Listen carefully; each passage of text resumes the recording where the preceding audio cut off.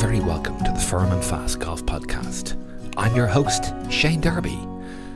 During the various COVID lockdowns, my beach walks on Port Marnock's Velvet Strand were more often than not whiled away listening to Australian golf-related podcasts. Titles such as I Seek Golf, the Good Golf Podcast, The State of the Game, and The Thing About Golf may ring a bell for some of you. You may also recognise names such as John Huggan, Mike Clayton, Jeff Shackelford, Jimmy Emanuel, Rod Morri, and of course Adrian Logue. If Rod Morri is banana number one in these endeavours, banana number two is most certainly a gentleman called Adrian Logue, who I'm very pleased to welcome to today's episode. In addition to assuming co-hosting duties with Rod on the Good Golf Podcast adventure, Adrian is also the Chief Information Officer for GolfLink, the national computerised handicapping network that links all Golf Australia affiliated golf clubs and their members. Adrian originally hails from Maitland in the Hunter Valley in New South Wales, but now resides in Ultimo, under the shadow of the Anzac Bridge, not too far away from Sydney Harbour. Mr. Logue is one of the main conspirators responsible for the fact that I'm doing this pod. A self-confessed golf course architecture fan, occasional writer, Australian Golf Magazine course writer, commentator on golf-related logos, and a prolific photographer of golf courses to boot. In other words, just the sort of guest profile that fits the bill here at Firm and Fast. After talking him up like that, we'll have to see if he stands muster to the introduction. Many thanks for tuning in. We do hope you enjoyed the episode. Well, Adrian, it's great to finally have you on. How's the spring coming together in Sydney? I understand you've had quite a wet winter as it finally stopped raining. Thanks, Shane. Yeah, it's cleared up a little bit here. We've just started to get a bit warmer weather. We're into like the 20s in Celsius these days, which is the only proper way to measure the weather. And there's a lot less rain and things are starting to dry up. But apparently there's another El Niño event coming for our coastline, so we're going to get a lot more rain apparently. But you know, we're just enjoying a little bit of sunshine while we can at the moment. Good. We'll get the gumboots dusted back out just to be prepared for that properly. Just wondering, Adrian, if just for listeners that don't know who you are, perhaps you could give us a quick introduction to who Adrian Logue is. Sure. Well, I'm a software developer, which is maybe a bit of a stretch for a golf podcast, but I'm lucky enough to be doing most of my software development in the golf industry. So I work mostly in handicapping in Australia. That would probably be news to a lot of people who listen to the podcast that I do, which is the Good Podcast with Rod Morri. We don't really talk about that stuff much. And other stuff that I do, writing for Golf Australia magazine or just taking photos and putting them on Twitter and Instagram. I've managed to get a career in golf through software development, and I've tried to sort of take advantage of that where I can to make everything I do about golf. I've had these opportunities presented to me through my work, and I've managed to explore other areas of golf as a result of that. And I think that's where most people probably come across me is through photos on Twitter or the podcast that I do with Rod. You know, I haven't given you advance notice on this. I did play golf with a good friend of mine in Royal Dublin yesterday, and he heard that I was having somebody on from GolfLink, and he was interested to know if you can answer this question. But in terms of the implementation of WHS in Australia, obviously you guys, I think, were probably 12 months or so ahead of us, if you like, in Ireland and the UK. And my friend was keen to understand how, generally speaking, has the implementation of WHS from a golfer's perspective in Australia been seen?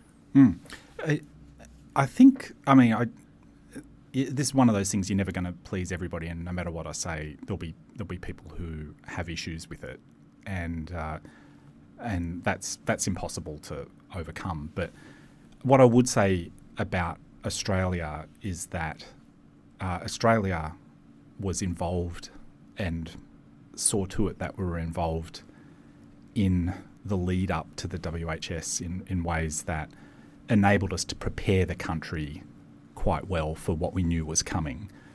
And I think of all of the countries in the world, the changes that were required to the Australian system were less than what was required in other countries. We already had the rolling sample, for example, the 8 of 20 to determine your handicap index. Whereas obviously in the UK it was a much more dramatic change going from the incremental method to the rolling sample. We had already introduced slope ratings and also a daily rating as well based on conditions of the day. So a lot of those elements of the handicap system were already familiar to Australian golfers, and the changes that we needed to make to the systems were still pretty substantial, but the public had been, I think, well prepared compared to the change in a lot of other countries. In America, you might imagine that the change wasn't so great there, but in fact the change was pretty profound for Americans, mainly because they had to start getting their rounds in the same day. That was a pretty big change to the culture of golf in America in order to calculate the PCC, the playing conditions calculation. So, again, that was something we're very used to doing in Australia, getting all the rounds in same day and getting handicapped the same day.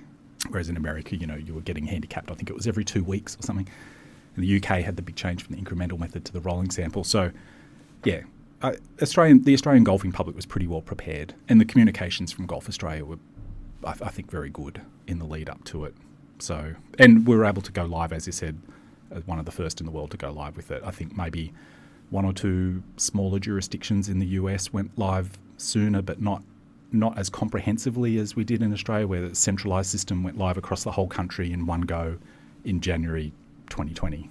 So, yeah. Yeah, 2 follow-up questions, and sorry, I'm bringing this conversation immediately down a rabbit hole. I think what my mate was getting at was there's a feeling over here, certainly in Ireland, that the lower handicap golfer seemed to get lower between the old system and the new system, and perhaps the weaker golfer or the higher handicap golfer seemed to get higher. So I think his question was really in terms of equity, but how does that happen in terms of, obviously, what he's really talking about is not him particularly, but there's a general feeling that it's more difficult for the better golfer with the lower handicap to actually win a competition versus the higher handicapper who has his day and has maybe a few shots to spare as well because of WHS. Well, I do know that the mathematicians, I worked reasonably closely with some of the mathematicians and actuaries and things who were involved from all countries in the formulation of the rules, and that consideration was definitely a part of, or a significant factor in the final set of calculations that we came up with. So equity in competition fields was a really important factor across all handicap buckets, if you like. So there's plenty of historical data that was used to model how the new system would perform and what impact it would have on people's handicaps and what impact it would have on their position in fields. So I trust in that somewhat. The modelling was different for every country, though, because of the system that you're coming from determined which direction the handicaps were going to move for the most part. In Australia, the major change for us was there's this factor that goes into, or that used to go into the rolling sample, where we used to multiply this. Used to be called this bonus for excellence. We used to multiply that into the rolling sample, but that got taken out of that and it got put into the daily handicap calculation. So your handicap indexes in Australia tended to go up by a little bit, but your daily handicaps tended to come back down. So the net change for Australian golfers was mostly insignificant in terms of what they ended up playing off. And in other countries, that effect would have been different. But I know all the countries did do modelling of what that effect would be, and it came out. There was no surprises with what it came out at. There was a lot of intent to that. And the benefit that UK golfers, I think, would get from the new system is that it's a much faster moving average. So the incremental method used to take quite a long time in a lot of golf to align with your underlying skill level. Or the tenet of the handicap system is that it needs to align with your best form. And the old system, it could take quite a while to get there, no matter what direction you're moving in, moving down or moving up. Whereas the new rolling sample moves a lot quicker and within 20 rounds, you've basically got a whole new handicap. So it stays current with your form a lot better. Just one final question on what you mentioned there in relation to PCC, so the playing conditions calculation, should I say. Would you believe in 2 years of operating off the new system, I believe, I've never seen a PCC. It's never been non-zero. Yeah.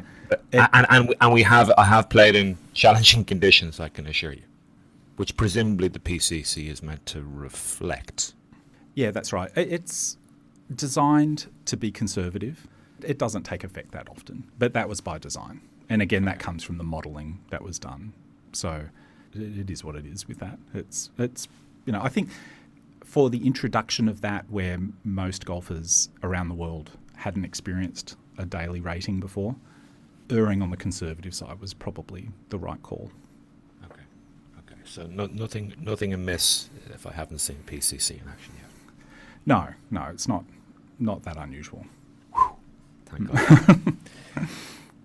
Look, we'll get into the meat of why we have you here, and just want to sort of maybe dip our toes initially into golf course architecture and ask you what you remember about your first steps in golf. Yeah, taking up golf. I mean, I think it was pretty typical. I was a kid. I grew up thinking like a lot of kids. I grew up in a little town in New South Wales called Maitland. Actually, not such a little town. It's probably about the third biggest city in New South Wales. But I think, like most kids, I thought I was meant to play footy, and golf wasn't like a tough enough sport for a kid growing up in Maitland. But I never really warmed to footy. I was a mad keen cricketer. I loved cricket, and I wish I could still play cricket after school, but it's just a very time-consuming sport. But I avoided golf until I was about 10. I guess that's about the right age to take up golf anyway. But I could have started golf a lot earlier, but because my dad was a very keen golfer, he was captain of the golf club at Maitland, and would have loved me to take the game up earlier. But I think I avoided it until I was about 10, thinking I needed to force myself to play footy, but I never really warmed to that. I did play a lot of rugby in high school, which you'd appreciate. I know you're a very keen rugby player yourself. Retired admittedly, but... And I played right through high school. But I just didn't like getting hurt. So golf was my sport when I found it. And my dad used to try to expose me to golf, take me to caddy for him. But, I think like a lot of kids, I was just too small and weak to carry his bag around 18 holes. So Dad used to push me, like I'd sit on the bag and he'd push me up the hills on the trolley. But I think we were still having a good time being out there. And it wasn't until my mum went out for a game of golf, which I think is something that Mum and Dad set up. Mum went out for her first game of golf in must have been 20 years and said I should come out as well. And like anybody, I hit a good one, and that was it. It sent some sort of electric signal to my brain that said, do more of that. And I actually still remember the shot that did it to me. It was 16th hole at Maitland. I was about 120 short of this creek that crosses the fairway, and I got one airborne that went about 100 metres. So it was a perfect layup, and then I dumped the next one in the creek. But it was it. I was hooked at that point. Yeah, from listening to you on Good and previously the iSeek Golf podcast, I understand that your dad did a bit of travelling with golf, maybe with work as well. I'm just wondering what your early memories hearing about the wonders of the Melbourne Sandbelt from your dad are. Yeah, Dad used to go on golf trips with some of his mates from Maitland, and one of the trips they always used to savour was going to Melbourne and playing some of the great golf courses there. And he'd come back telling me about it, and I couldn't really wrap my head around what he was telling me. Maitland is a big sort of country course on a big piece of land with big rolling hills, but it's all clay based, and it is what it is. Like the grasses are just what's there, and they get mown, and if trees are growing, then they just grow, and you don't do much with the course. Every now and then they get in and like try and remodel a green in an awkward way or something, but there was no thought of architecture at Maitland. It was just you played the course as it was presented to you, and you could tell that there wasn't some mind that you were doing battle with that had come up with what you were presented with. The hand of the author wasn't visible at a place like Maitland. So when Dad came back talking about some of the golf he played in Melbourne, I just didn't understand what he was talking about. He's saying that there's this hole at Royal Melbourne, the 6th, where you're presented with this challenge where the further right you go, the easier shot into the green. Like if you take on more of this corner, but there's more risk that you take on there. And I was like, oh, okay, I guess that's kind of like the 7th at Maitland. There's a bit of an angle there if you're over on the left. And he goes, yeah, that's right. He's like, that's what it's all about. But then there's other factors, and the slope, and then there's the whole golf course is based on sand as well. So there's bunkers everywhere because all you do is you dig and there's sand. And I just couldn't understand that. I knew sand from the beach at Newcastle, but I didn't know you could grow grass on sand. The whole concept was bizarre to me. I was like, how do you have a golf course on sand? I just couldn't work it out. And I was like 10, so that was excusable, I think. That's allowed. Yeah. So the geography is just something I couldn't wrap my head around, the geology and geography of it. But, I did get to play at Newcastle Golf Club, which a lot of listeners would know of because it's somewhat world famous. Rod Morri calls it one of the custodians of the game. I think it's in that list of the custodians of the game. And Rod Morri was a member there when he lived in Australia. Used to travel from Sydney just to play at Newcastle. And it's a great golf course. And I think seeing that for the first time, I started to understand, there's more to this game than just striking the ball and seeing what you can score. There's a little set of holes at Newcastle, the 5th, the 6th and the 7th, which is probably one of the best back-to-back series of holes in Australia. And I do recall the first time I played the 5th, you go over a little rise and there's a pretty good reveal of this sort of corkscrew fairway that goes down to a green that's set in a very pretty little corner of the golf course. And you play that, it's a very challenging shot. And I remember getting through that hole and looking back and turning to Dad and saying, that was pretty good. There's nothing like that at Maitland. And he's like, yeah, there's not. That's one of the most famous holes in Australia. And I was like, oh, okay.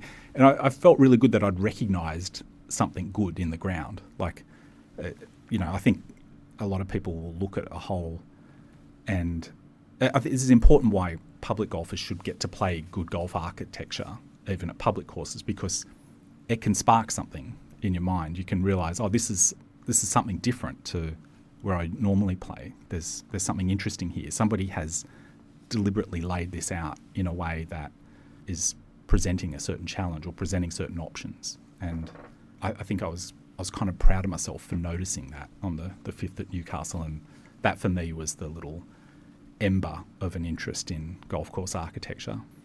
And you used the word ember there as opposed to epiphany, yeah? Yeah, because you need to. I think you need to point yourself at golf course architecture to really get deeply immersed in it. It's not something that you'll just get into through osmosis. I think you need to make a conscious effort to go and immerse yourself in it. An ember isn't quite enough to spark the full fire of passion for golf course architecture. I think it's enough that you'll start to appreciate good strategic architecture over a plain sort of boring layout, but it's not necessarily enough to truly take an interest and seek to sort of educate yourself. And that for me didn't come till much later. Yeah, like if Newcastle created the ember, how did you nurture that particular ember? Or was that a conscious decision, or did it just creep up on you? It was definitely a conscious decision.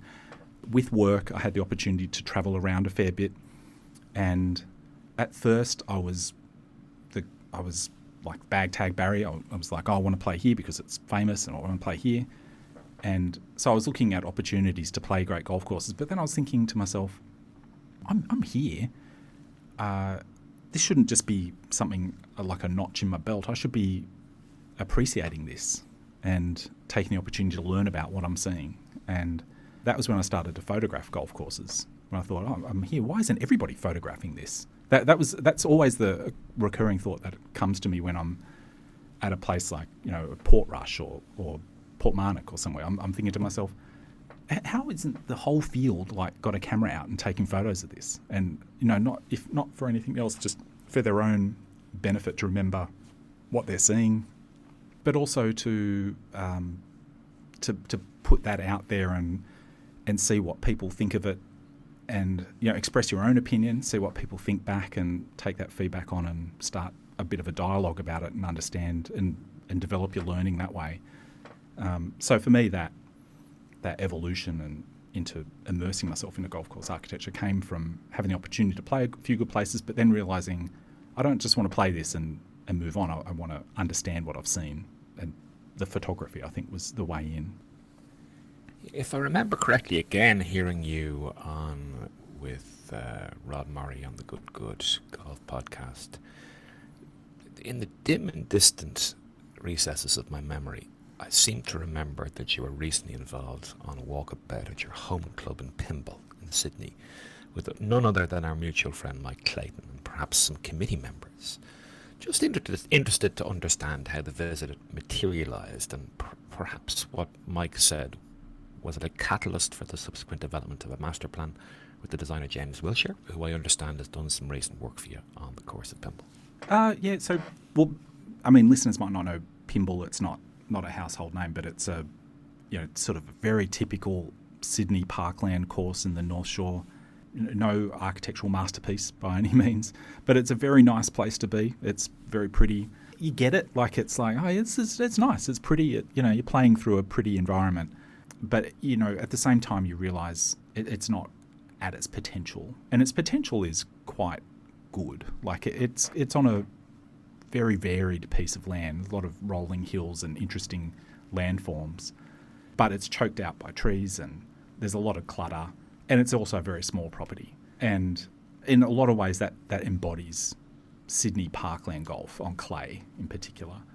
And Mike Clayton had always sort of had a bit of a go at me for there's no good golf around there or something.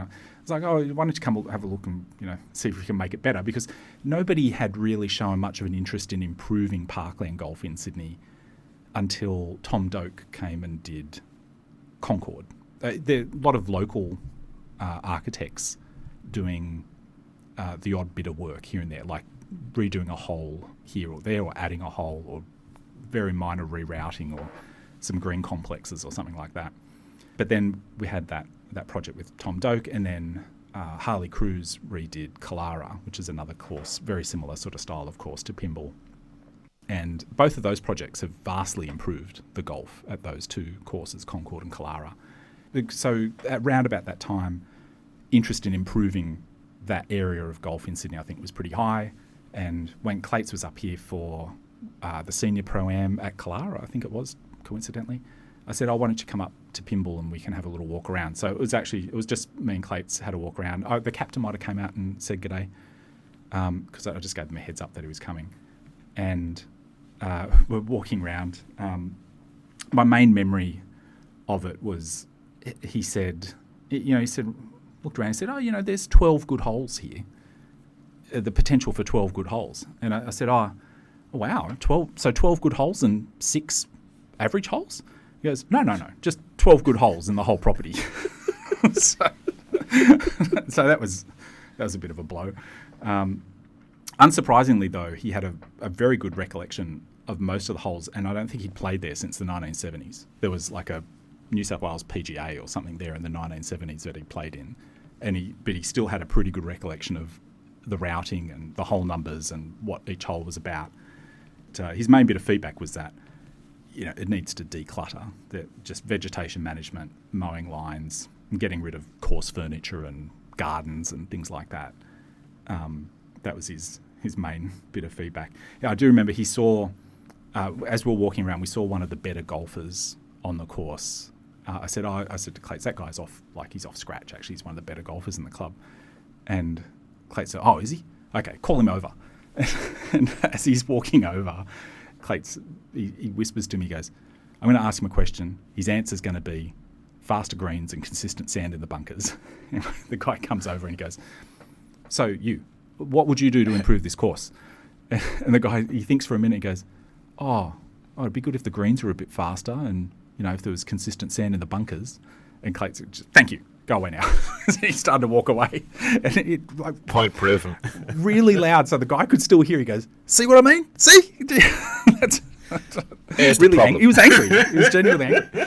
Anyway, the guy walked away going, "What was that encounter?" I don't know if you recognise Mike Clayton, but that was quite funny. But and as you say, that didn't lead to James Wilshire's engagement. I don't think Clates or OCM or Clayton Design were even invited to tender at Pymble in the end. But there was a tender process which was won by James Wilshire, who's a local architect. That was one of the main criteria for the club, that they wanted somebody local. And he's going through and doing a master plan at the moment, and taking a couple of holes out of play at a time, and working through the whole thing. The club's centenary is in a couple of years, and they want the whole thing redone. 18 new greens, 18 new tees, all the new bunkers by 2024 sometime. So that's underway, and there's been some work done on that already, which I've posted a little bit about. But I'd like to just jump into the podcasting sphere with you for a little while. As we mentioned earlier, you're the regular co-host to Rod Morri on the Good Good Golf podcast. Am I correct in saying you've been podcasting with Rod for the last 5 years or so? Yeah, I think it would have been around 2015, 2016 that we started. I was obviously working for GolfLink, the national handicap system, around that time, and the website, a lot of people will remember golflink.com.au was actually sort of the biggest golf website in Australia at the time as well. And we had a editorial team, which Rod was a part of. We had videographers and writers and social media people and the whole thing. And Rod was a part of that. So we'd see each other around the office, and we spent a lot of time together. I was often at the tournaments, like in a capacity sort of running the website or the live scoring at tournaments.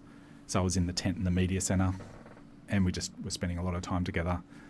And I'm not sure quite how we fell into doing a podcast.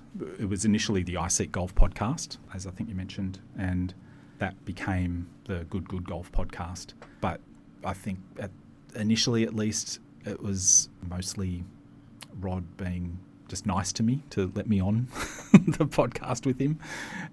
But, we've got, I think, pretty good chemistry, and hopefully some people find it interesting. We're not that interested in building a big audience for the podcast, which is probably pretty obvious from some of the subject matter we go into. In that way, we find the audience selects itself, and if we're losing listeners every episode, we feel like we're probably doing the right thing, because we're culling the field down to the people who are really, really interested in it. So we try to cover topics that aren't typical of a lot of golf podcasts. We don't do a lot of tour talk, although we have some guests regularly who are world experts in that, like John Huggan or Clates as well. But we try and cover other topics like public golf and equality and sustainability and some other issues like that. So that tends to be, each episode we put out tends to put a bunch of people off, which we're fine with. At the end, we can probably fit the whole listenership in this room here in Sydney Podcast Studios, and that'd be great. Mate, you're very self-deprecating. It's I'm sure your listenership is an awful lot bigger than how you've presented it there. But you're going for the reverse funnel, basically.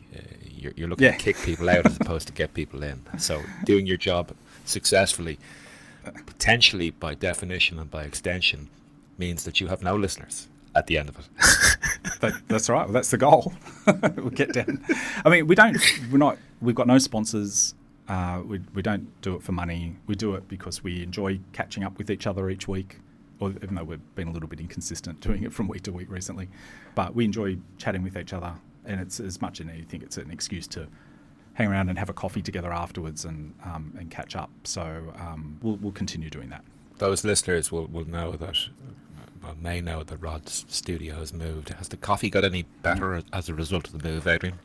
Oh, great question. The walk from the station to get up to this studio is significantly better. It's just a gentle sort of uphill par 4, short par 4. It's probably driving a 9-9, and it's also like a reasonably level piece of pavement and everything. People don't understand just what a horror show it was walking across the highway over this rough ground and like through building sites and stuff to get to his old place. And then it was this dark, danky building that really looked like it should be demolished and is probably going to get demolished in the next year or so.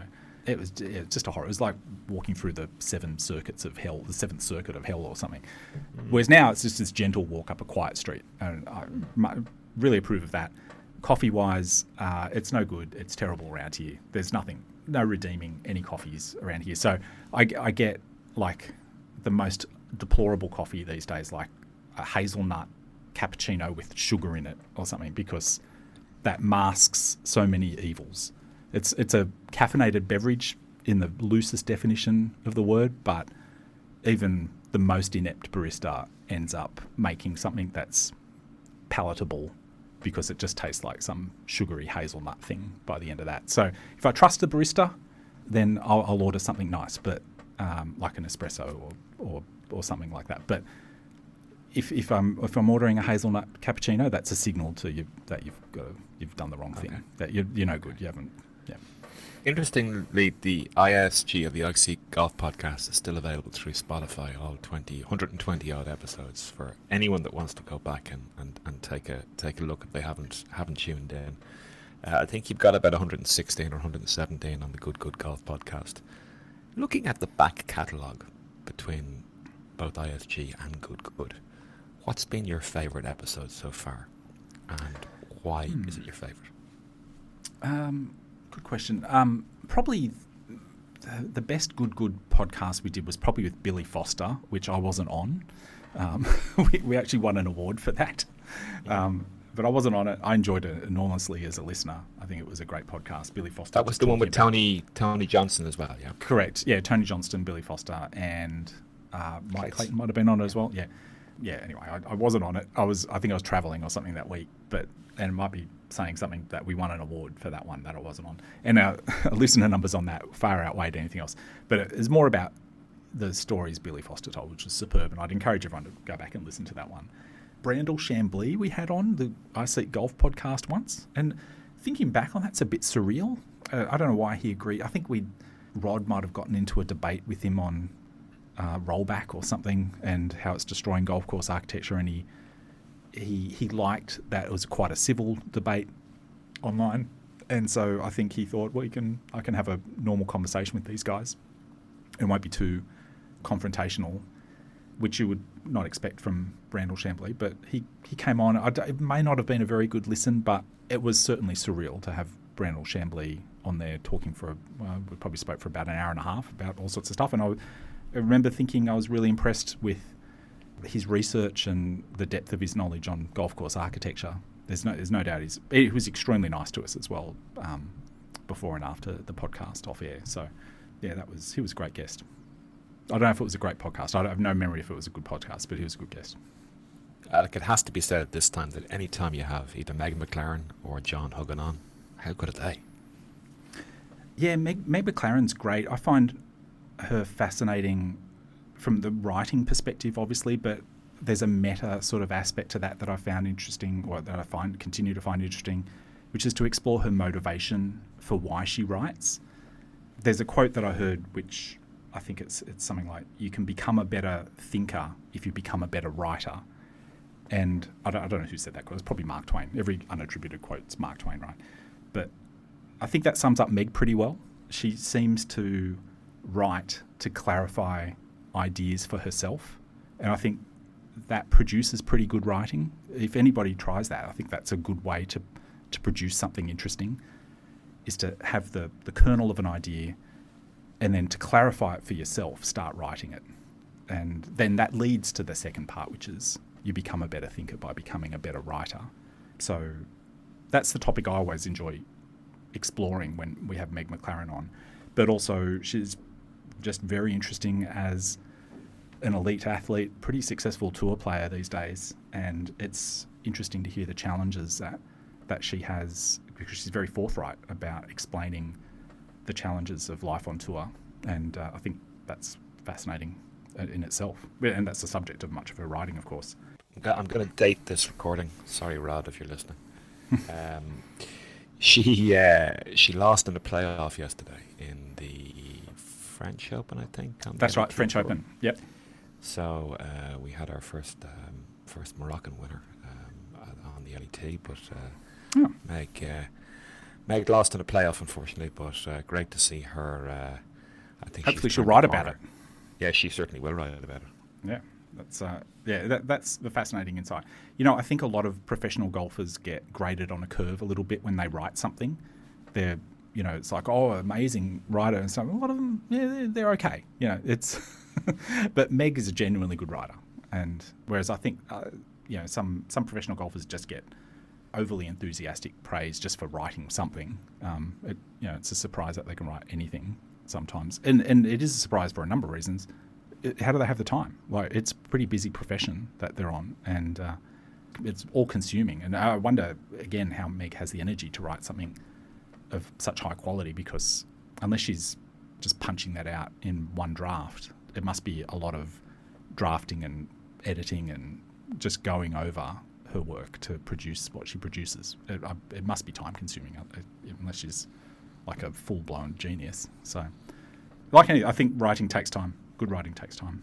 Yeah, obviously Mr. Huggin, another pretty established and creative writer. Yeah, Huggy's incredible. He's very honest. He's very humble, and he's a little bit terrifying.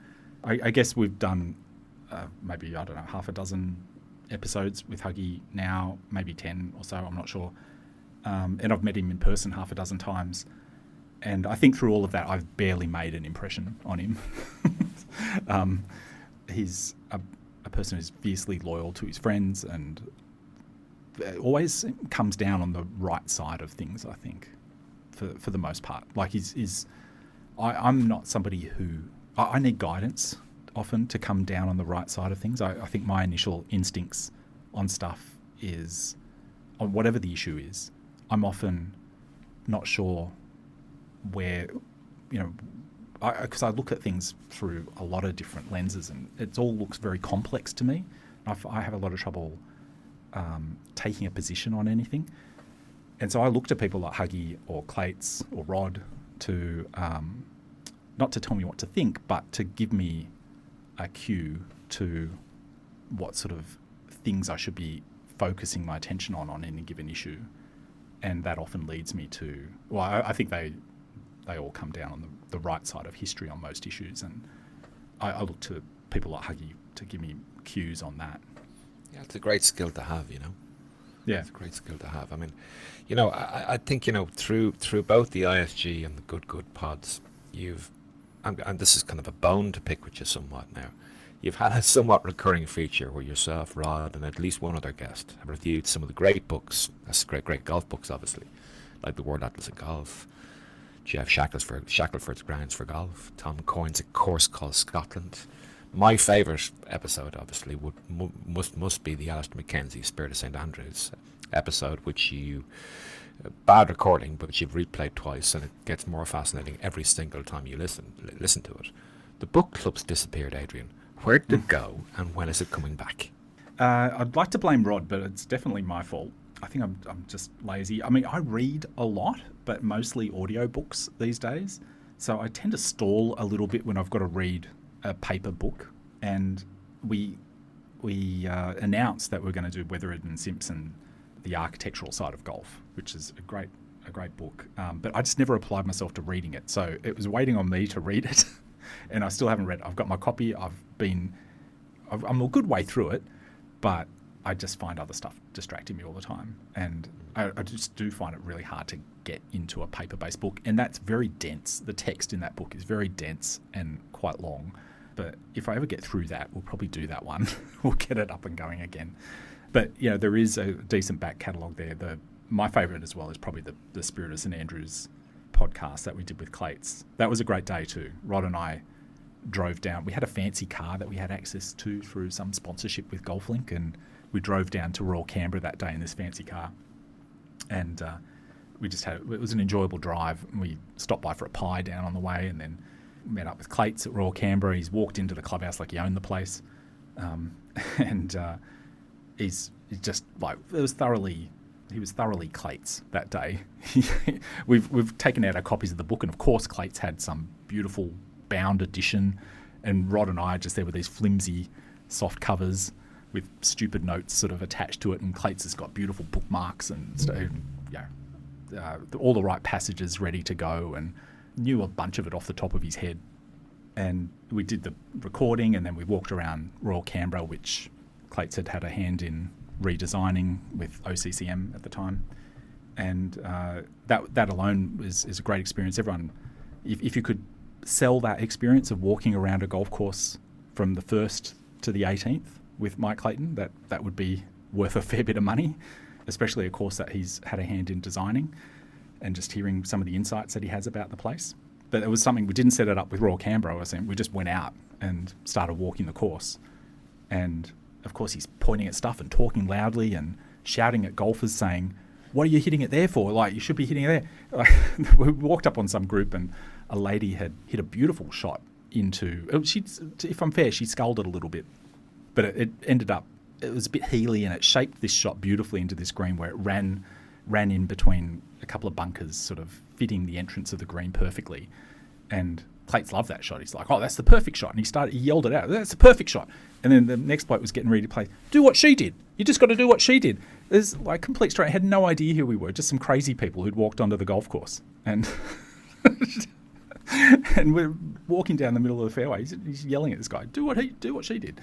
But, we went out the whole course. I think a couple of people might have recognised him. But it was quite an experience and a really good day. Yeah, well, I mean, your man Clates is definitely the embodiment of what you speak of, should I say, in terms of an eyes-up exponent of golf. I've heard you speak occasionally about your theory of eyes-up versus eyes-down golf. It's a very interesting theory that I'd like to explore with you in a little greater detail. How would you differentiate between eyes-up and eyes-down players? Yeah, people might be surprised by this, but I'm not particularly fussy about where I play. I think the experience of playing golf is pretty similar almost anywhere you are. Like, at the weekend, on Saturday, I played my usual game at Pymble, and like I said, Pymble's a really nice place to be.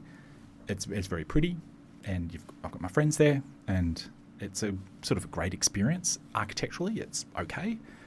Nothing outstanding. It's maybe a Doak 4, Doak 5, Doak 4. It's definitely a Doak 4. But it's a nice place to be, and it's not a cheap membership. But then Sunday, the next day, I went and played Marrickville Golf Club, which is a very ordinary golf course, but has a lot of interesting features.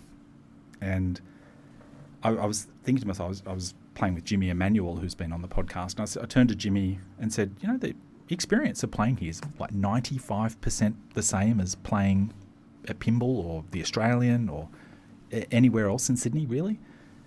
Because you're still looking down at a ball with a lie and hitting the ball, and the mechanics of hitting the ball is kind of the same, and the shots at Marrickville, this might sound outrageous, but the shots at Marrickville are asking much the same sort of questions as most of the shots at most golf courses that you play. And, there's still a target, and there's different dimensions to the golf shot to deal with. Like, it's not... At even the most uninteresting golf course, the experience of playing golf is still, I think, like 95% similar to playing anywhere. It's always nice to walk around a pretty environment, though. But that pretty environment is subject to what's pretty, and this is where you're starting to get into the look up, look down sort of thing. I'm not fussy about where I play, but I think there's much more to golf than hitting a golf ball and making a score, because if that's your measure of enjoyment of golf, then you're setting yourself up for disappointment. So I look to extract enjoyment from golf, or for things to hold my interest in golf beyond what I shoot, because again, I know from working in handicapping that most people will get to a certain handicap, and that's where they're going to level off for most of their life. So if their enjoyment of golf is measured by their handicap, they're going to be disappointed. You'll have good days and bad days, but I can tell you statistically how many good days and bad days you're going to have, basically, if you stay on the same handicap. So you've got to look for other stuff, and that's where you look up. And at Marrickville, when you look up, there was plenty of stuff that held my interest. I found lots of fascinating stuff, lots of really pretty little spots around the golf course, and if I'm honest, lots of really interesting architectural features as well, and an interesting piece of land for a golf course that nobody would give any note to. But I enjoyed it. I think there's something to enjoy in every golf course. Do you think that your data-driven perspective, if you like, on the game assists you, or certainly assists you in making that differentiation between a wider enjoyment of the game, both obviously from competitive perspective, but also keeping the eyes up and having a look around, and that you know that actually it's a folly, if you like, if you let your enjoyment of the day be directly related to what your score is? Yeah, not a folly, because I think that's a legitimate way to enjoy golf, and everybody should enjoy golf however they enjoy it. And I'm not a monster. Like, I enjoy shooting a good score. And I genuinely enjoy, during the course of a day, feeling like, the gamble is sort of, I think it's a motivation that spurs golfers on. It's like, next shot is going to be a good one. I think that's a factor in every golfer's psyche that keeps them going, sustains them, is what's going to happen on the next shot. I'm going to roll the dice again, and putting a bad shot behind you, my day can turn around on the next shot. I'm all for that as well, like letting my mood be dictated a little bit by how well I'm playing, because I love the feeling of still being in a hole. Like, there's nothing worse than just throwing a hole away on your first shot or something where you're guaranteed there's nothing to play for left in the next 10 minutes or however long it's going to take you to play the hole. There's nothing worse than that feeling. Even if you've hit a poor tee shot, if there's an opportunity for recovery and you're still in a hole, if you think your way out of the situation you put yourself in, I think that's something that's really an enjoyable aspect of the game. I like that, and that I think directly relates to scoring. But you can drive that same enjoyment from match play, and maybe more so, because are you ever really out of a hole in match play? I suppose you are. You can dump a couple in the water, but it's only a hole, so that's right. The roll of the dice occurs again straight away. Everything's reset. That's right. On the next tee, which is, I guess, ultimately it's 18 individual little matches. Yeah, that's right. By 18 holes kind of thing. So I'm not one to say, I think it's an additive thing to look up and enjoy other aspects of golf. So that's where, you notice paths or vegetation management or course furniture, things like that, and start to form opinions on those things, or, the transitions from greens to tees, or just the way a whole golf course is themed, or the vistas that you see, or the way the whole thing's tied in from a shaping point of view. I think all of those are aspects of golf that are accessible to anybody if you want to access it. Those are extra things that you can enjoy on top of having a score. Look, that's very much an exploration of a more holistic, eyes-up approach, as you say, in terms of appreciating the great game of golf. I've had a thought to myself now, maybe miles off, but I think it feeds into your eyes-up theory. Originally in uni, I studied marketing, and I've held a number of positions over the years in the wider golf space, specifically in relation to marketing. In quieter moments, I often wonder whether many golf clubs and facilities appear not to fully understand how best to market their offerings. Golf is obviously an unusual product in that it's experiential, it's perishable, and I kind of think that the traditional view of committees and professional staff and that sort of stuff in relation to golf is very much on the 4 Ps, if you like, of product, price, place, and promotion. I'd like to posit a suggestion that as a direct result of where golf sits on the tangible-intangible continuum, the utilisation of the 7 Ps which are associated with services market could possibly be considered as a better measure. As we said, the 4 Ps are product, price, place, and promotion. When you append the 7 Ps idea, it actually adds in processes, physical evidence, and people to the aforementioned 4. Do you think there's any veracity to what I've just said there? I think you've got a background in marketing, don't you? You've studied marketing. Mm-hmm. I haven't, but I've worked in a lot of environments where marketing's been an important part of the work. As I said, I'm a software developer, and for a lot of that time, I had my own business, my own consultancy, where I worked across all sorts of industries, not just golf, in finance and publishing and all sorts of things. And all of those involved software engineering and design and marketing and subject matter knowledge.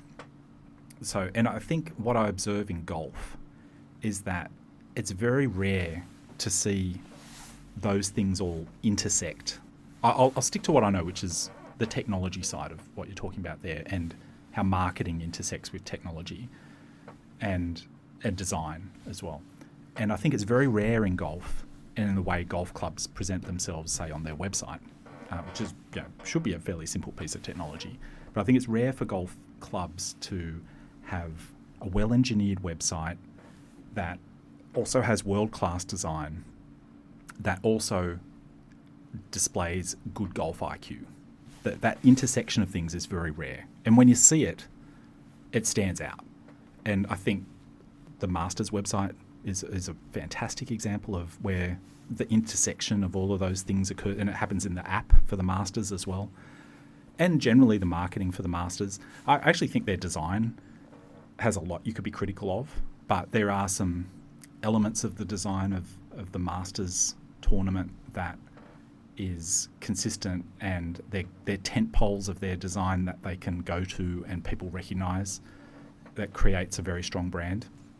But that they've carried that across very strongly into their digital assets, in their app and their website. And their golf IQ also comes across very strongly in those assets.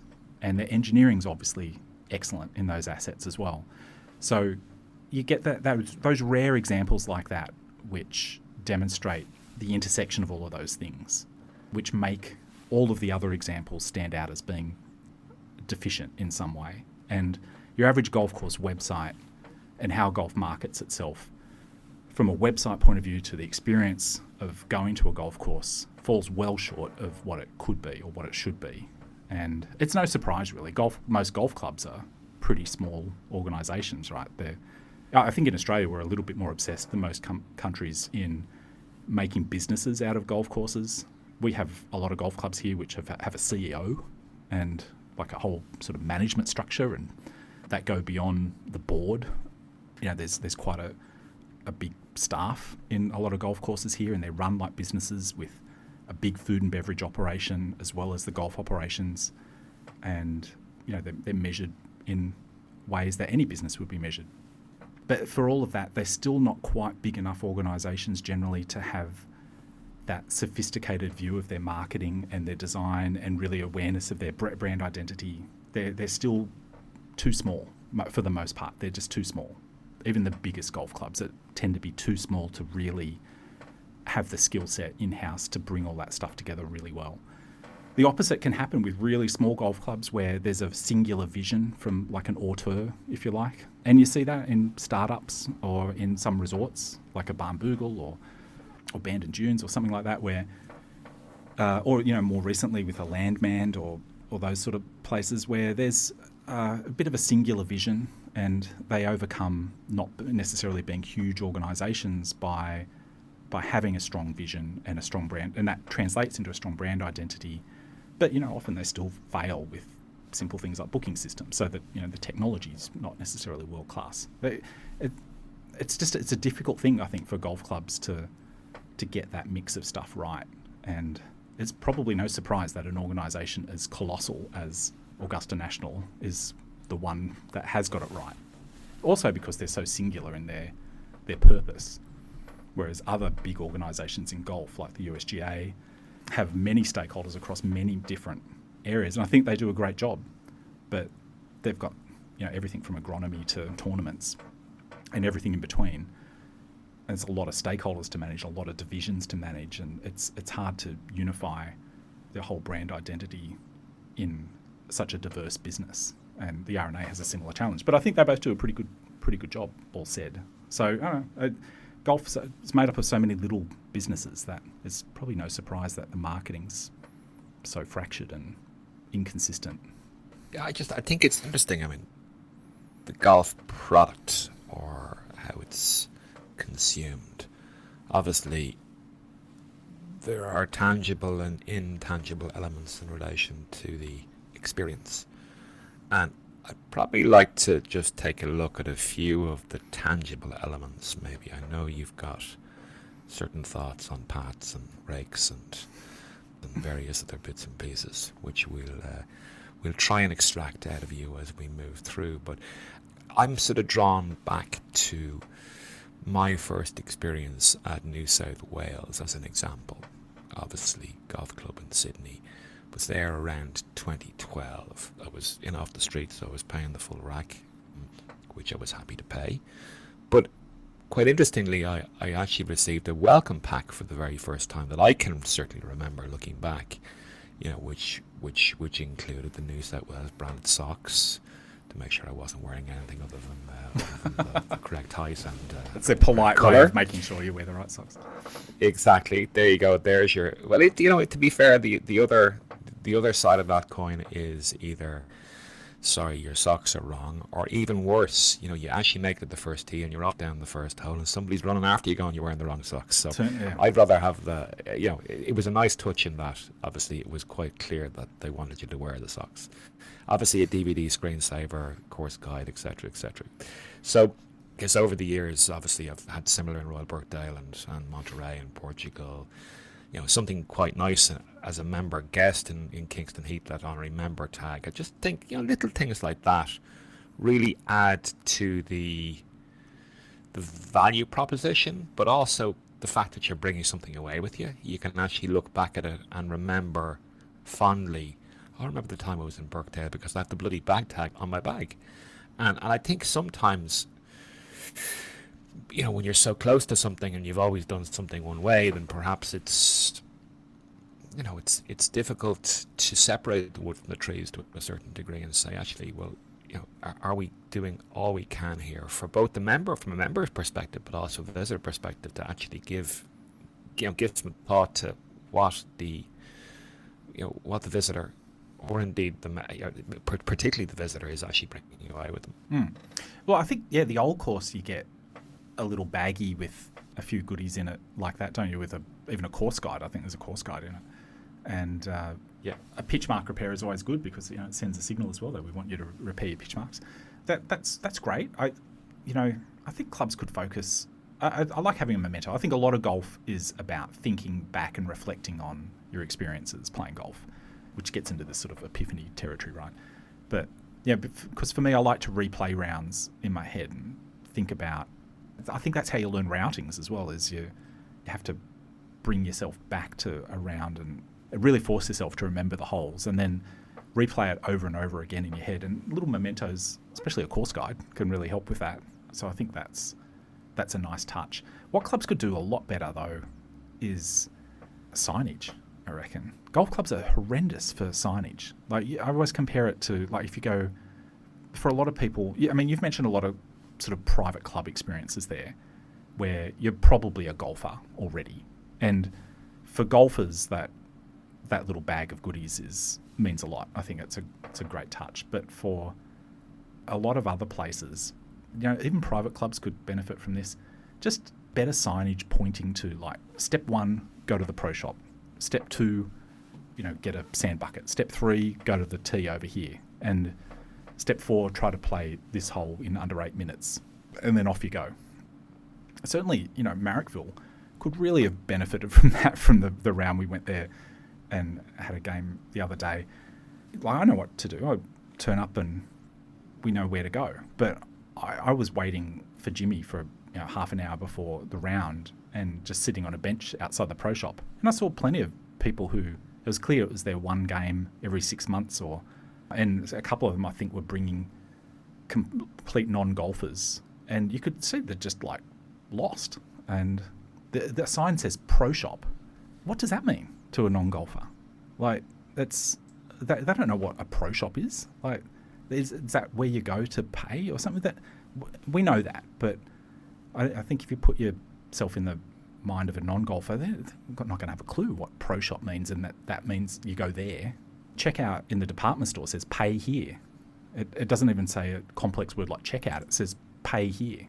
And that, it's things like that. I think golf clubs really let themselves down and become very hostile and intimidating environments just through simple stuff like that. If you go 10-pin bowling, which is a great analogy for golf, I think, because it's a sort of activity, unless you're really into 10-pin bowling. The vast majority of people who go 10-pin bowling are probably only doing it as part of some corporate thing, or like a Christmas party, or it's a one-off thing that they've decided, we've got a free Sunday, let's take the kids 10-pin bowling. And it's a complex sort of transaction. You've got to get those shoes, the stupid shoes that you get, and you've got to pay somebody, and then you find a lane, and then you've got this weird scoring system that you've got to get your head around. And it's extremely well signposted, and you understand every step of the way what you're meant to do, and you get through the experience and start having fun. It sort of gets you straight to the core of the experience in a self-guided way. And golf is hopeless at that. I know you like a nice path. I'm not quite sure if it's a grass path or a cart path or a wooden path or a rutted path or a rustic path. What sort of paths do you like on golf courses, Adrian? People send me lots of paths. I get DM'd paths all the time. And look, I've posted maybe half a dozen paths and made a comment about them, and now I'm like this path guy. And I don't think I've actively posted something about a path for probably 5 years. People still send me paths or tag me in paths on Twitter, which I love. Keep doing it. I enjoy being tagged on paths because I like looking at paths. I'm not quite sure why, but I like looking at paths. But my ideal path is something that is just a worn-out piece of ground that's just formed because it was the natural place to walk. And that sounds extremely wanky, but really, what more do you need? Like, it's going to have some seasonal variation. Like, at times it's going to get a bit dusty, or it's going to get a bit muddy. It might fall away or crumble a bit, and it might not be great for carts, motorised carts. And I think that's a whole other area which you need to think about. But taking motorised carts out of the picture, that's my ideal path. So just something that is the line of charm that you walk along, and it gets worn out, and it becomes the place where everybody walks. And at certain times of the year, it'll be fully grassed. At other times, it'll just be dusty or muddy or whatever, or rocky, and it is what it is. Why do you need to formalise a path beyond that? And what sort of formalising of a path do I like? I don't know. I think you've got to start, like, is it really a high traffic area? Do you really need to formalise it? Do you have motorised carts at the club? Because I understand, they do wear a course out, and you want to direct traffic in certain ways, and there's no better way to do that than with a formal path. But what materials do you use? Like, really should be resisting using concrete, but that's the go-to for most courses here in Sydney. I understand it to some extent. Like, we're on clay here, and if we've learnt nothing from the last 12 months of constant rain, it gets very muddy, and a golf club is a going concern, and you want to have the course be playable even in the worst of conditions, and you can't have carts tearing up the ground and the turf all over the place, and so a cart path can tend to take care of that. And selling motorised carts is a decent form of revenue for a lot of courses, and I wouldn't want to deny them of that. I think you really have to be sparing in your use of concrete. It just looks awful. It's a permanent scar on the golf course. My home club of Maitland, where I used to play as a kid, has concrete paths throughout most of the golf course now. It's probably the major change that I've seen since when I used to play there. And I played thousands of rounds of golf there and never gave the first thought to a path, because no part of the golf course was ever really worn out that much, apart from the places where the maintenance crews would travel across frequently to get to one part of the course from the other. Those were the only formal sort of gravel paths that we had around the course. But I think the culture of golf at that golf club has turned to a lot of the members have their own motorised cart, and they park it in the shed at the golf course and go out in individual carts in a group of 4. Like, you might have 4 carts go out. And yeah, for that course to sustain that culture and keep the membership happy, they've put concrete paths in, and it's not good from a golf point of view. It's not good. It looks terrible, but it keeps the course happy, and it gives the members what they want, I guess. So that's what golf's become. I just challenge every concrete path I'd see, because maybe it's fine just as gravel or some sort of crushed granite, or you've got some fantastic grass, like maintained fescue paths in Ireland and Scotland. I think they're very pretty, but they can be very fussy looking. Like, they're like little mini fairways, and it's a beautiful aesthetic, but expensively obtained. And yeah, I just question whether it's any less beautiful than a worn out piece of ground. I think undoubtedly there's a functionality to it, and it's not that I don't like grass paths; they're lovely, but you wonder. There's a bit. Maybe I'm putting too strong of a term on this, but there's a bit of an epidemic of manicured fescue paths over here, particularly on. It strikes me a little bit as conspicuous consumption to a certain degree and keeping up with the Joneses. And yes, it does give a nice flow, and bearing in mind all of the things that you said in terms of traffic management and wear points and so on and so forth. But it's almost as if it's, we have to have a grass path because so-and-so down the road has a grass path. It's FOMO to a certain degree. And you do sometimes wonder, it's a nice to have. If you look at the cost implications, be it either from an irrigation perspective or a resodding perspective or whatever else it might be, and knowing that these, generally speaking, and I'm sure it does happen occasionally, but you're not hitting golf balls off it. It's really just for foot traffic and wheel traffic, if you like. I'm just wondering, when you weigh things up, if it actually, aesthetically it makes sense, but when you actually look at how much it costs, does it actually make sense over and above using that expenditure somewhere else? Yeah, for sure. You've got to know what you're getting into. Even with concrete paths, maybe in particular, they're expensive to maintain because they can look horrendous after they crack up for a while, and it's very expensive to patch up a concrete path. And then you've got a patchwork path, which looks horrendous. So a concrete path looks great for a year maybe until it starts to crack, and then it needs to be patched, and then it becomes this multicolored nightmare. And then you get another committee that comes in and goes, we're gonna patch this piece of path with some of that rubber stuff, that rubber composite over the top of the concrete because that'll look better.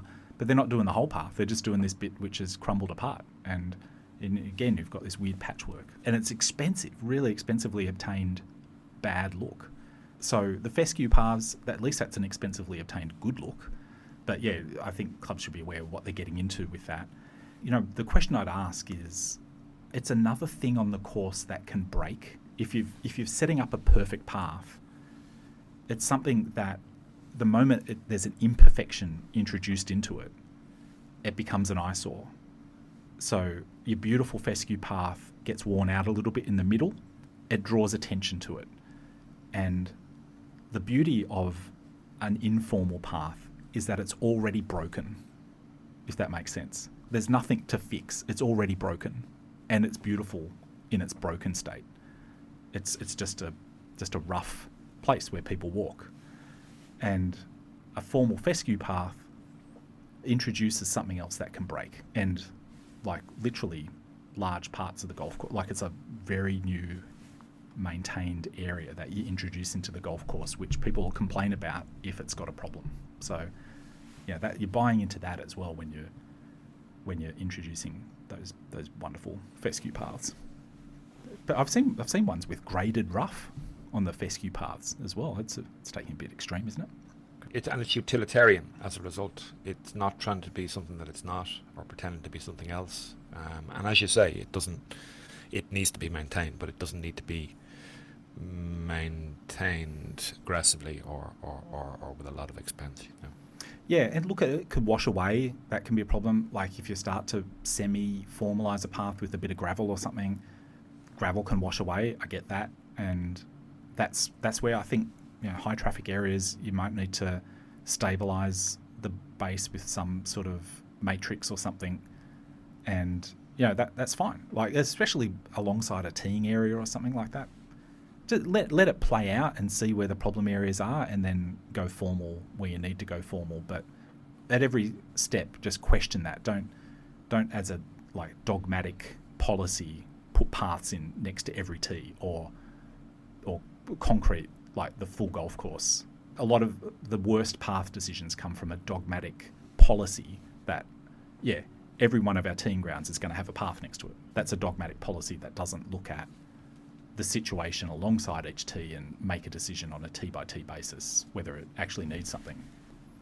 And you bring up tees as well, obviously.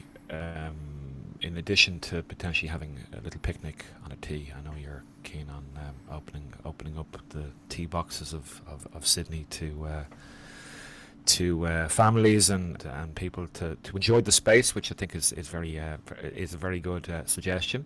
But just in terms of presentation of tees, are you a minimalist in terms of height, or do you like lots of knickknacks and gadgets and ball markers and ball washers and sticky up things and so on and so forth around either a first tee or any other tee on the golf course? I think you know the answer to that. That I think you can have the minimal amount of stuff on a tee, including not elaborate tee markers, just sort of humble little things that show you where you should peg it up, and distance and a hole number. Do you really need anything more? I don't. The old course does this great, and if it's good enough for the old course, why isn't it good enough for every other course that orders horrendous tee markers and elaborate signage and things from some catalogue? The old course has very simple markers on the tees, and you know where to peg it up, and that's all you really need, isn't it? I don't know. Tees are interesting or undervalued parts of the game, really, because that's where I think most of the conversation in golf occurs, on tees. By the time you're sort of out into a hole, you're off on your own adventure, and people don't even sync up that much on the green. I think like everyone's doing their own thing on the green and moving off the green at different pace, and tee's the one place on every hole where everybody in your group congregates, and it's a still social celebration each hole, I reckon, on the tee, and tees aren't appreciated for that, I think. In terms of, I know you enjoy a nice logo as well, having previously written on, if I can recall, Players Championship logo, and there was one other which I just for the life of me escapes me. What do you like in a nice golf logo? Well, yeah, it gets back to our previous discussion about marketing of golf, and just what a poor job a lot of golf clubs do, and that carries straight across into golf club logos. And I think, who was it, Brian Schneider or somebody recently said that every logo that he's ever seen in golf in Australia is horrendous, and it's hard to argue with that. I'm not sure, I might be misquoting him slightly, but I didn't take the slightest offence, because I really struggled to come up with any sort of defence for Australian golf clubs and their logos.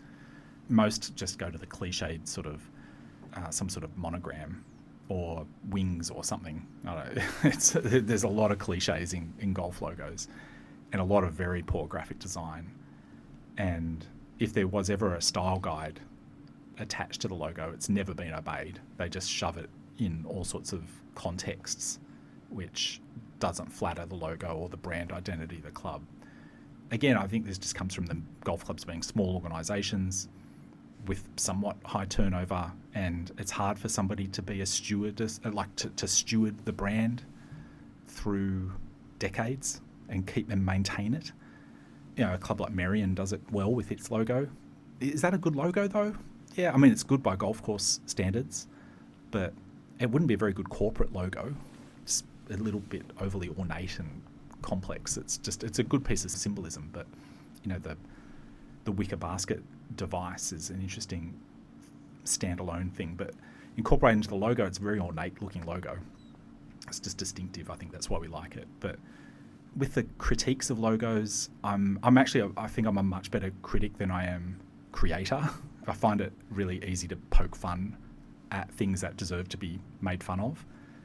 And I think that's why I like doing these movie reviews as well, because I've got enough of an understanding of the creative process and have done enough of it with mixed results that I understand the struggle, and I understand what the creator of something has gone through to arrive at what they've arrived at. And I can see where they've cut corners. I can see where their skills haven't been up to the task, and I think I can provide a fairly coherent critique of those things. It doesn't mean I can do it myself. I think it's a legitimate thing to be a better critic than you are creator, and I do enjoy poking fun at things that deserve to be poked fun at. And I think the ridiculousness of the Players logo is something that deserves to be made fun of. And I might have done something on the Match logo as well.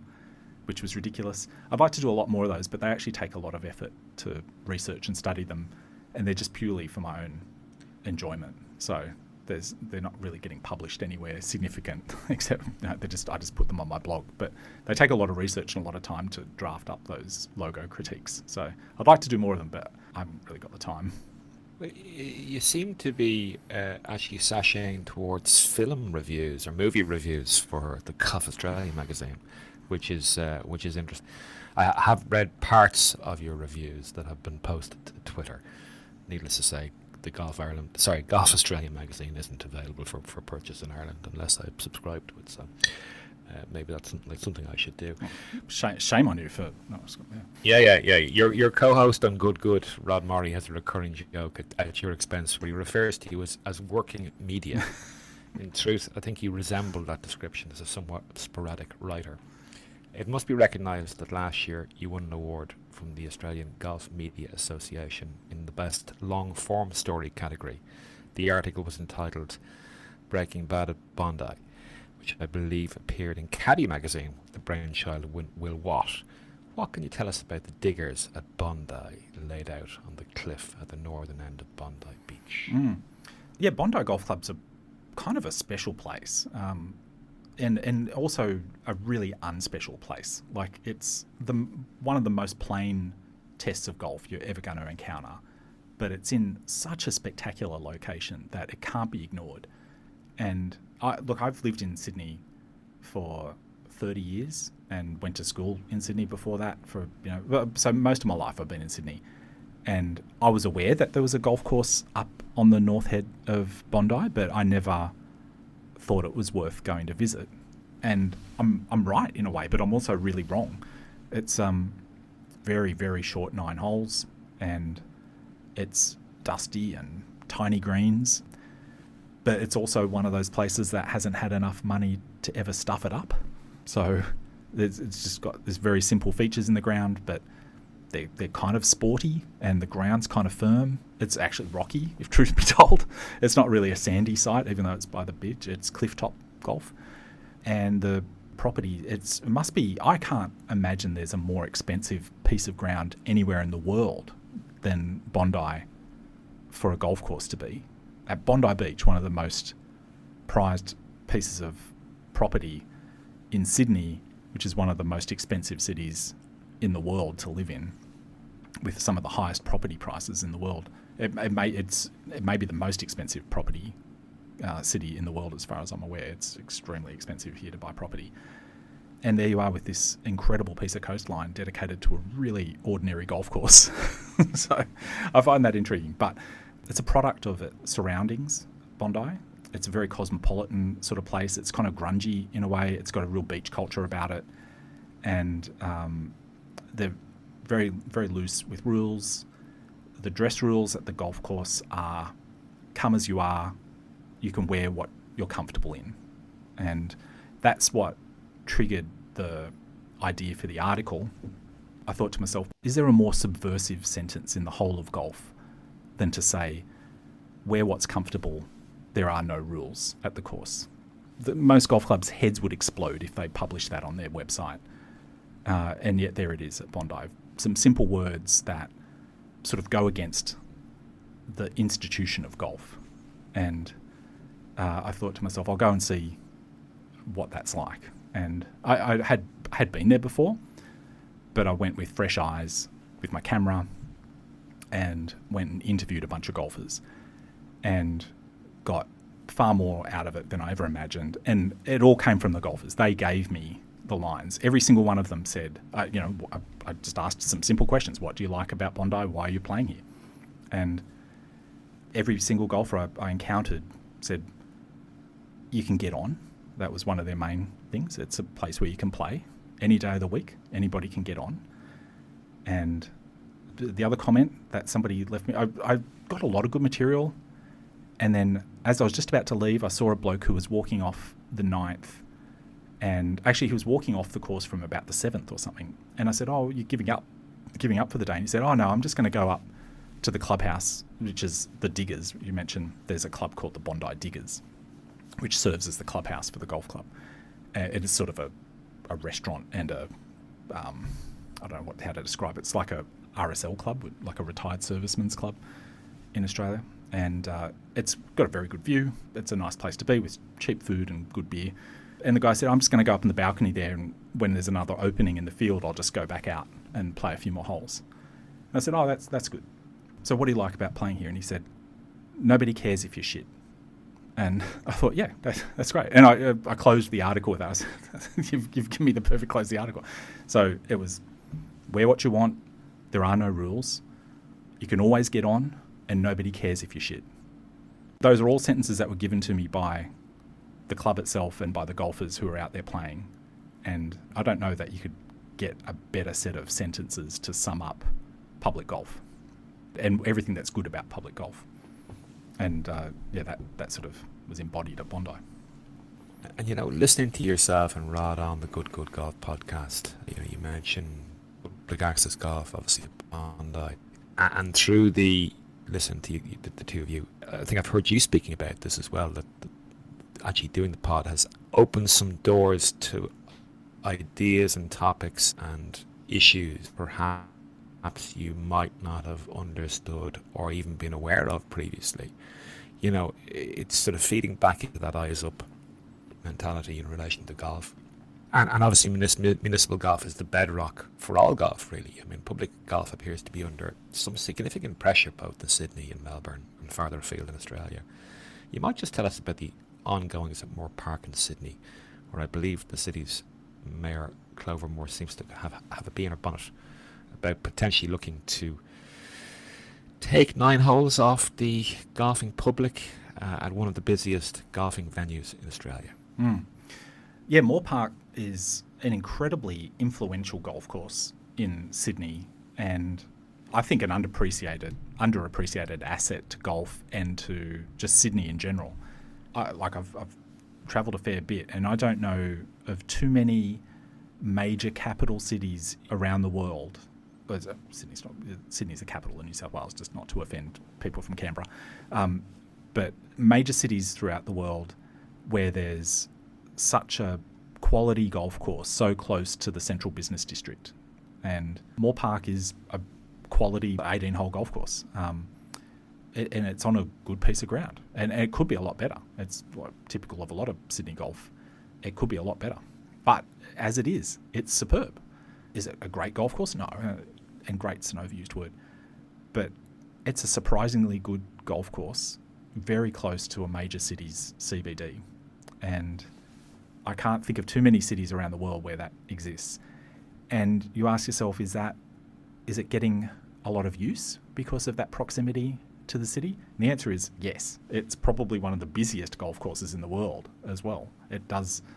I think some of these numbers might bamboozle international listeners, but Moore Park, I think probably last year did over 100,000 rounds of golf, which is astounding. It's sun up to sundown. There's groups of 4 going off every 7 minutes, and just that place is just buzzing non-stop, 365 days a year. It's a lot of golfers going out consistently every single day to get to 100,000 rounds of golf a year. And not only that, along the theme with Bondi, you can get on. So it's a lot of people's introduction to not just golf, but to a good golf course. And that makes it incredibly influential. Like all of those people who play at Moore Park get to experience something that is, it's a big 18-hole course and a proper test of golf. And that leads to people seeking out memberships where they can get to enjoy that experience every week with a little less tee time pressure. So in that way, I think it's one of the 2 or 3 most influential courses in Sydney, and probably the most influential course in Australia in terms of growing golf and as a feeder for people to find their way into golf club membership. There's another couple of courses in Sydney that fit that profile. North Ryde is one people can get on, and it's a proper 18-hole course. And East Lake is another one. It's a proper 18-hole course, and you can get on there. That's probably it. Or those are certainly probably the biggest 3. And that's where I played for a long time before I joined a golf course. A lot of people have a similar experience to me where they play golf as a junior somewhere. They drift away from the game, but they still find time to stay in touch every now and then by having a social game at one of these courses where you can get on. And then eventually when life affords them the opportunity, they can go and join a golf course. But Moore Park, East Lake and North Ryde were the way I stayed in touch with the game through my sort of 20s and early 30s before I could sort of join a course again. Is it under threat? I think Moore Park's out of the woods. I'm not sure on the latest. It's always under threat. I think it should always consider itself under threat, which is the mistake public courses make here, is that they don't act in their own defence until they're actually under threat, until a council comes in and says, we've got plans to take away 9 holes from you or to bulldoze the whole course. So that's my understanding of the current state of affairs at Moore Park.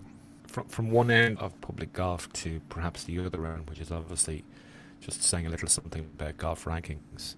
I understand you're on the Golf Australia rankings panel, which must enable you to get out and see some new golf courses or revisit old favourites.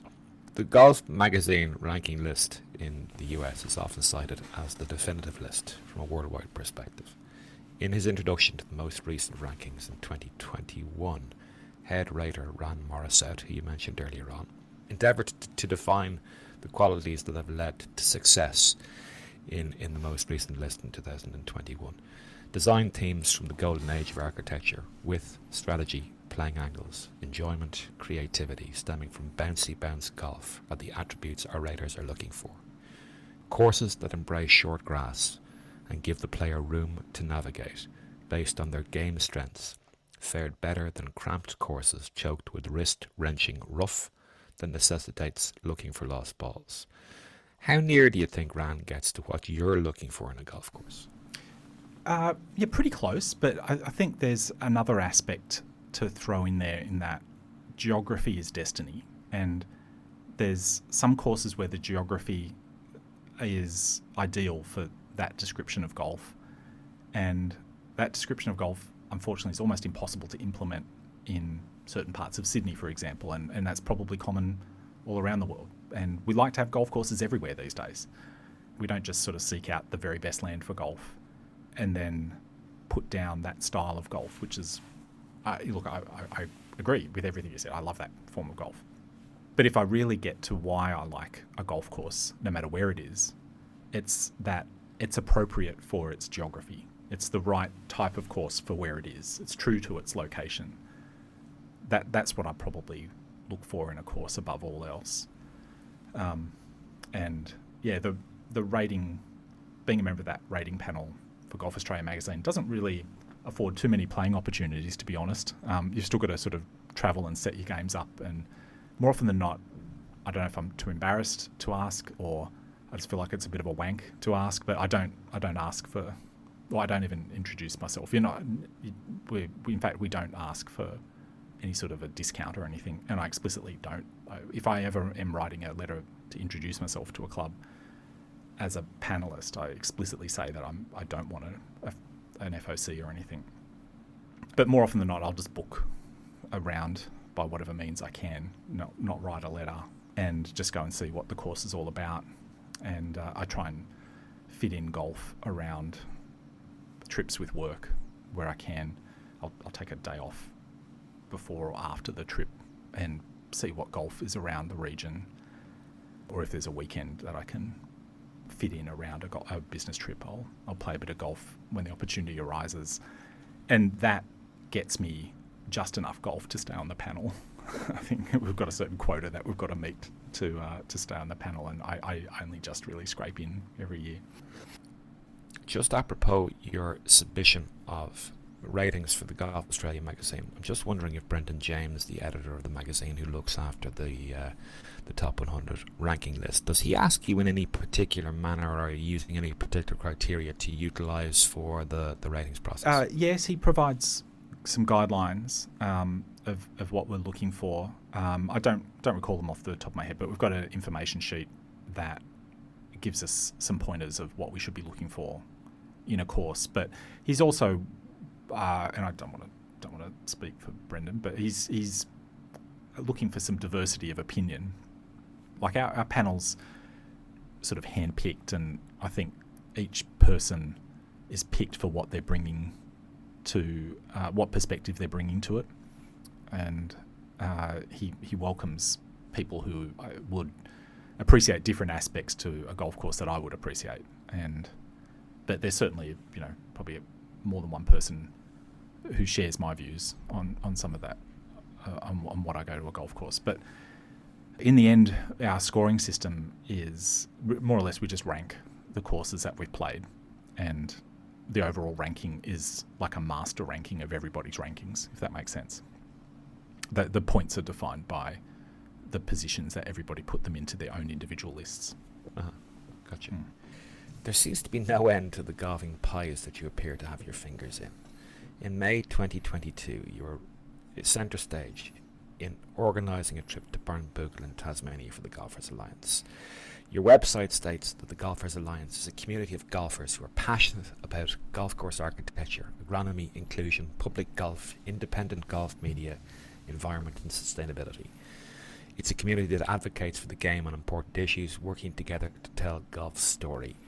That sounds like a convention of golfing snobs, or at the very least, just the remaining listeners to good. Yeah, what a bunch of wankers. Jesus. Yeah. I missed the trip, unfortunately. What did I and the listeners miss? It was a great trip. Like I have no work excuse to go to Barnbougle, so I needed an excuse to go to Barnbougle, and organising a golf trip was a great excuse. And I was very fortunate to know Mike Sigreaves, who organised the trip, did all of the hard work in organising the trip, and is a golf travel agent.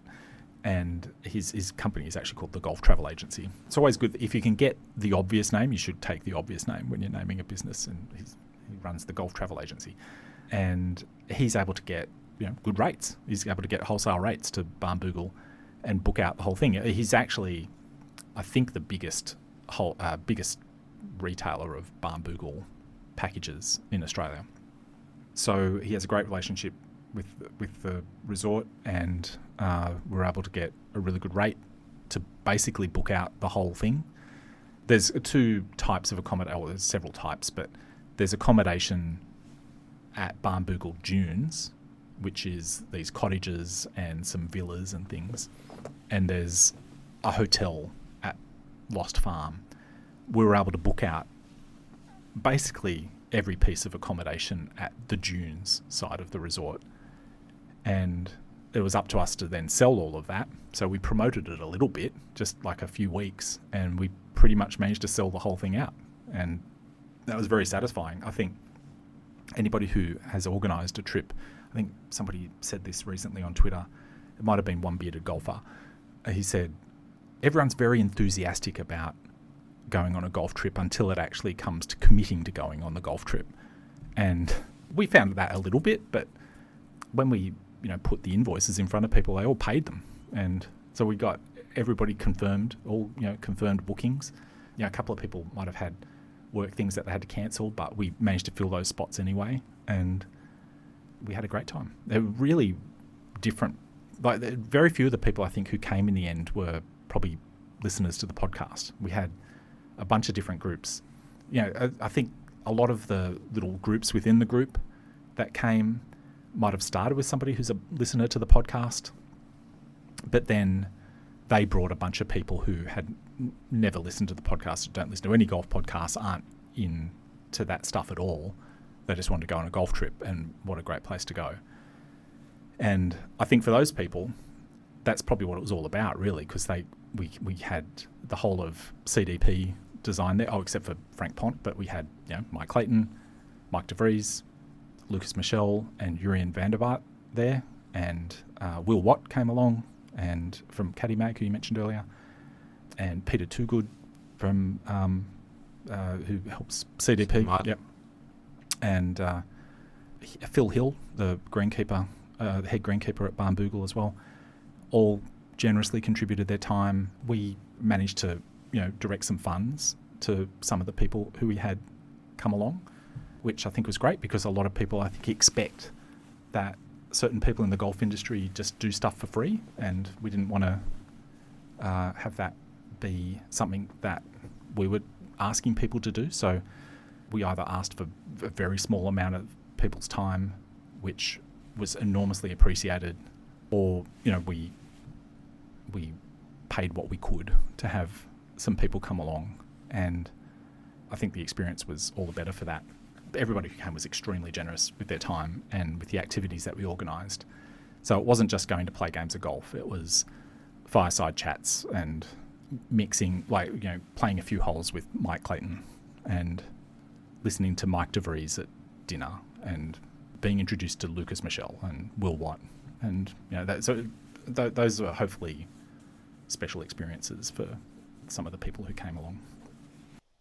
And any additional plans for a follow-up event in 2023? I would like to. It was a lot of organisation. As you said, I've got my fingers in a lot of pies, and there's a lot of work to organise. But I'd like to. We'd like to maybe think about another location, maybe the Mornington Peninsula, and play a little range of courses down there.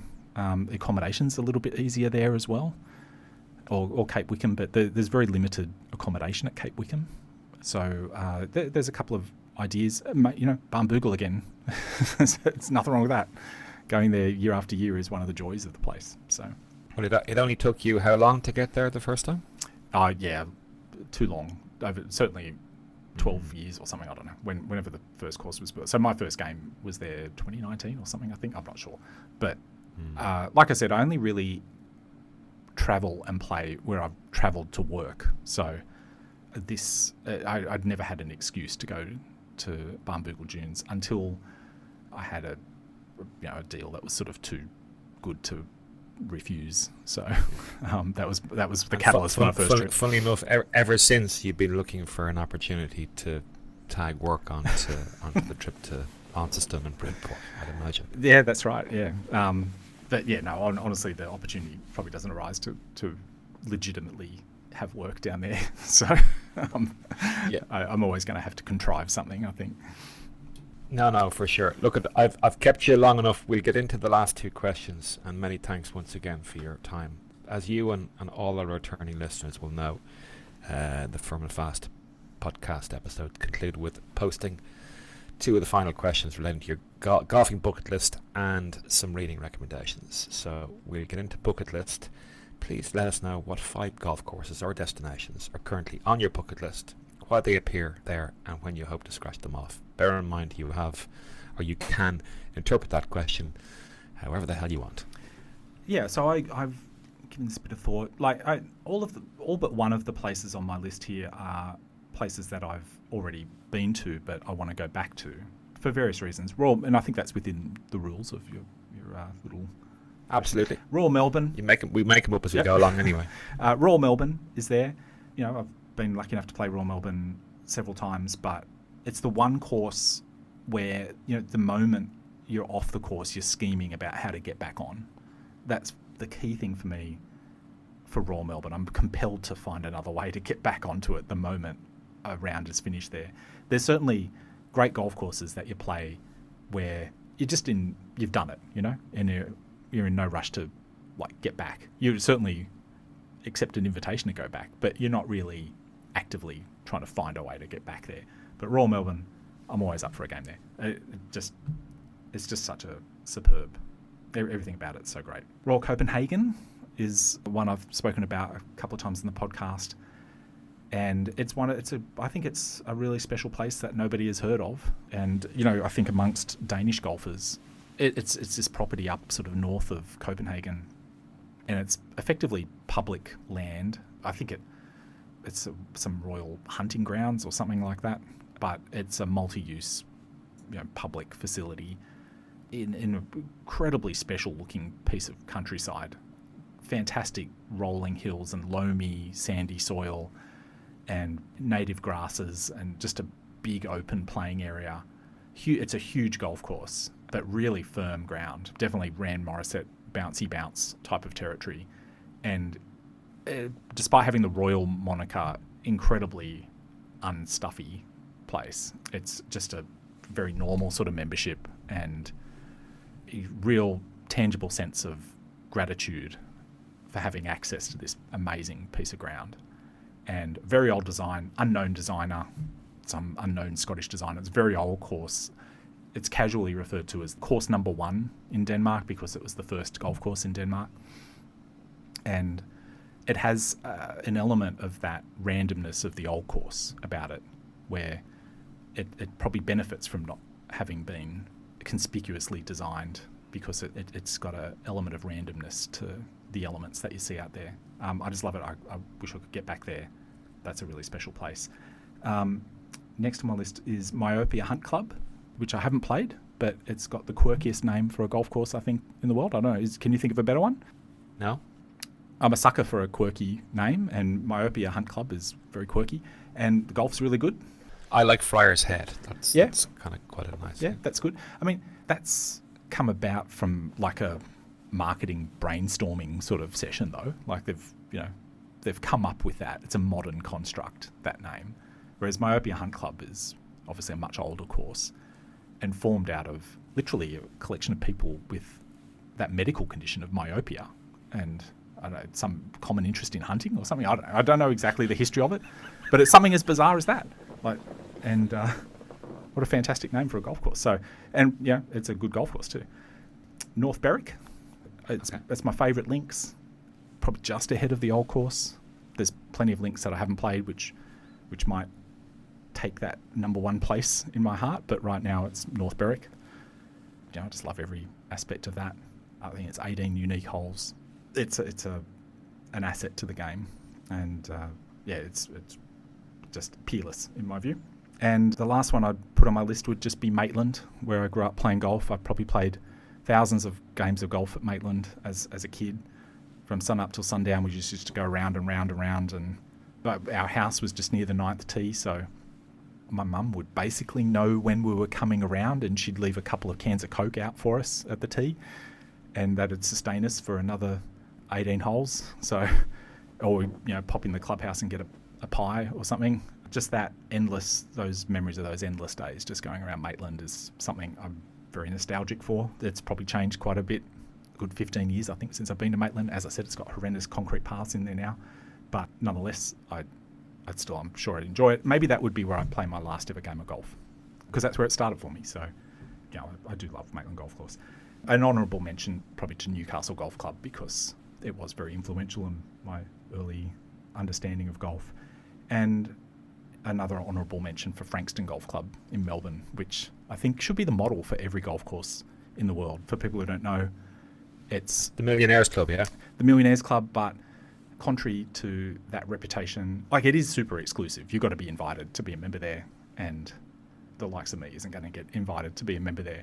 But the members there pay a very modest amount of money, and the costs there are extraordinarily low. They pay for a greenkeeper to live on site. The clubhouse has no staff. It's just locked up. It's a beautiful old cottage, and I think the members have a key and they can let themselves in, and they can leave some of their stuff there, I think, and bring their best bottle of wine and a picnic and just enjoy the facility and just lock up when they leave. And the golf course itself is a 9-hole sandbelt course, which is more or less unaltered. It's had some alterations, but it's mostly unaffected from a century of interference that you get at some clubs with committees and stuff, as we know. So it's a really pure golf experience, and there'd be a place to play out your days. So, honourable mention for Frankston. Yeah, sounds good. I mean, finally, Adrian, as a well-read individual, you should be in your element with the final question. You might recommend 2 books, or indeed 2 audiobooks, whatever you wish, that the listeners can buy to augment their current golfing libraries and maybe learn something new. I really should say the architectural side of golf, so that we can do that next episode of the book club. But I've said it, but I'm not counting that as one of my 2. I'm going to say the World Atlas of Golf, which we did do as a book club episode. To me, I don't think any book is more effective in inspiring people to develop a love of golf courses and golf course architecture and the stories associated with golf courses. There's something about the formula of that book which just captivates people. And the more people you can expose to the early editions of that book, the later edition is loses some of the formula that makes it right. Yeah, the earlier edition is Pat Ward Thomas et al., isn't it? Correct, yeah. And it's the one with the sort of 45-degree top-down diagrams of the courses, which are all hand-drawn, but beautiful recreations of the colour palette and the terroir of those courses. And then that's associated with some great essays and some amazing storytelling around those courses. So, like I said, it's an extremely effective book at hooking people on golf courses or exposing them to something that isn't hitting a golf ball, but appreciating the playing fields that golf is on and some of the stories associated with that. So the World Atlas of Golf and a non-golf book. I really like, I'm putting a non-golf book in here as a recommendation for golfers to read, because I think boards at golf clubs could benefit from this, that they should try and view golf through the lens of their own business or through the lens of other businesses, because golf in the end has a lot of similarities. Like building a golf course is probably, I think a really clear analogy is building a golf course is probably very similar to making a movie. Yeah, there's a big project management challenge. There's a lot of logistics. There's a lot of managing costs. There's a lot of creativity. In the end, it's an artistic expression, but there's a lot of stakeholders that you need to satisfy, and a lot of financial considerations to take into account, and a lot of constraints in the project of creating a golf course. And the same goes for any golf operation, like running a golf tournament or keeping a membership happy at a golf course. If only the boards at golf clubs would take those responsibilities and view them as not something that they are necessarily a fly-by-night expert in, but view them through the lens of their own profession and ask themselves, could somebody do an audit of a listed company if they've only just sort of been introduced to it? No, you need to be an accountant, you need to have a degree in accounting and so forth. Or just apply your own knowledge of your own job. Could somebody write a piece of software? Like if they've just got introduced or they've been appointed to some board to manage a software company, does that mean they can write a piece of software or create a great software product? No, I know they can't. So I assume the same of what happens at golf courses and the construction of golf courses and the running of a golf club. So I wish people would take non-golf analogies and apply them to golf. And so with that in mind, that was a very long introduction to a book that I'm recommending called Adventures in the Screen Trade by William Goldman. I'm really interested in movies. I love movies, and Adventures in the Screen Trade is one of the great books about movies and about the movie industry. And I think there's not a single lesson in there that can't be applied to golf as well. It's famous for things like nobody knows anything. And everybody in Hollywood's making it up as they go along. Nobody knows anything. And I think there's a lot of that in golf, and it's not a bad thing. People are making it up as they go along. And that's how the business is done sometimes. But there are certain fundamentals of how you create a screenplay or how you make a movie. And that book is good at sort of identifying those and improving your sort of movie IQ so that you can see certain plot devices or certain storytelling techniques. And again, the same things apply to golf course architecture. You can see certain techniques that are being used to introduce certain strategies. And if you know those techniques, you know when the creator is going off script as well and doing something original. So I think taking that learning from the movie industry and applying it to golf is an interesting thing. So it's a good read too. It's just an entertaining read, Adventures in the Screen Trade. I knew there was going to be an analogy. We just had to wait 2 hours for it, so well done. Listen, Logue, that's it. I'm out of questions. It's been a blast. Before you go, you might remind folks where they can hear you, read something that you've written, and also how they might be able to annoy you on the socials if they're so inclined. Probably just on Twitter, at Adrian Logue, and Instagram, at Adrian Logue. I don't post that often anymore, but when there's something I want to draw people's attention to, that's where I'll put it, whether it be a piece of writing or an episode of the podcast. So the podcast is the Good Golf Podcast. We've got a great back catalogue there as well, and that's some plenty of listening and material for people to get into there. Adrian, it's been a real pleasure, mate. Thank you very much for your time. Catch you again soon. Thank you, Shane.